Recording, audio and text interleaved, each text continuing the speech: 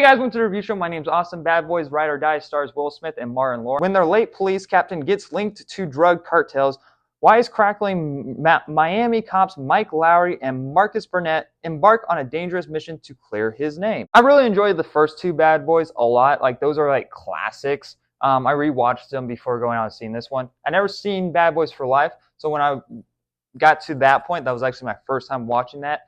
It's all right. It wasn't really. It's honestly is my least favorite. Well, it was my least favorite in the three, because it just doesn't hit the same like the other two.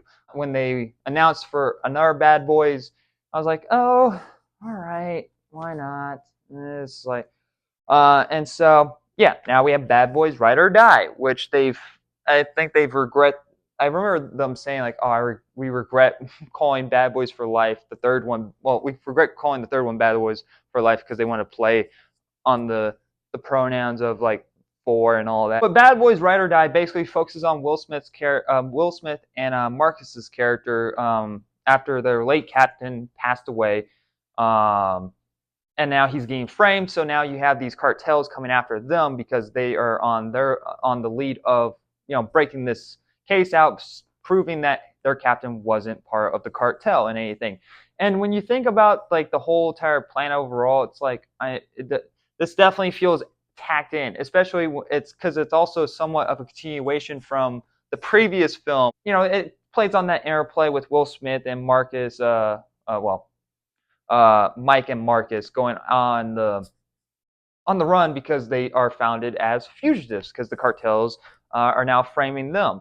So I understand the cartels framing the captain because one, he's already dead, and they were onto him, and it was easy to frame them.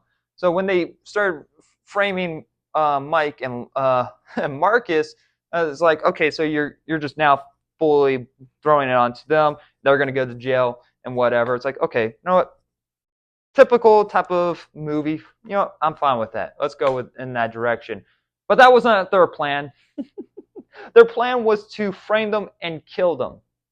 And I was like, why would you want? I don't know why you want to kill somebody and frame them. I don't get that aspect because they're your alibis practically. Like, it's like, okay, well, no one's gonna believe them. So them surviving was by accident. I thought their plan was to basically like, oh, all right, well, they're framed, they're gonna go to jail. But that wasn't their plan because it's like, oh wait, the villain goes like, oh wait, the police are gonna be after them because they're fugitives. So it's like, yeah, does okay? I don't know. I just like it. Just seems like, oh, how convenient this happened. That's just kind of how this film is. It's like, oh, how convenient this, how convenient that. Overall, I enjoyed the movie. You don't go to a Bad Boys movie for the story really, because there isn't really any story there. But you go for the action, and the action was a lot of fun. You have Marcus basically Marcus, but you have Martin Lawrence basically being the more of the focus on this film. He was having a lot of fun on set on this one. But at times his character would get very cringy. At some point in the movie, he is like, like they try to do a lot of jokes with him that just don't work. Like there was a scene where he would basically trying to drink like fruit punch or whatever in slow motion, and it was just very weird and corny. Will Smith, he's fine. He's kind of there, but it doesn't seem like he wants to be there. Or more or less, they kind of did the character swap on them, where like, so now Marcus's is basically Will Smith's character.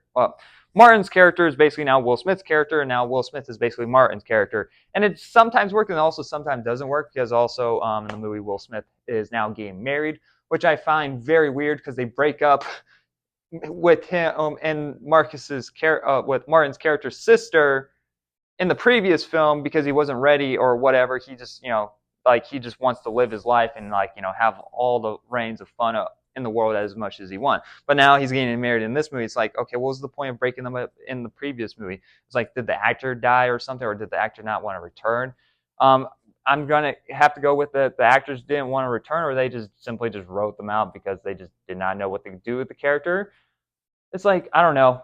like if the actor did not want to return, recast, because they recast Martin's wife's character in this movie. Like they got a different actor to play her character. It's probably because she's more like it's like, oh, you're more attractive, so we're gonna drop you and we're gonna get her. I don't know.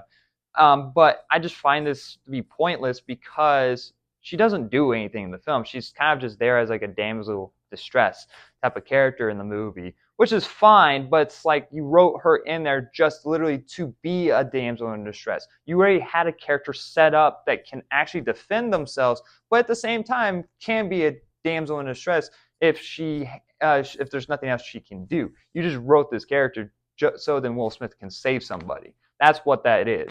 I did actually really did like the camera work in this movie. It definitely does feel like a Michael Bay movie, even though Michael Bay did not direct the movie. They actually got the last guy that directed the last one to come back to direct this one. But they added Michael Bay elements, but also did their own thing, which is really cool, which you should always do. You should keep something from the old ones always there, but also do your own thing with it. And one of those own thing that they did is like they attach a camera to like their gun or whatever, to like Will Smith or Martin's character's gun, and like basically like whenever they move, like the camera would move along with them. Like they did a pretty cool job with that camera work, so this movie has its moments, but 50-50, like 50% of the time it would work or not work. Like this is gonna be a movie that is gonna be very forgettable.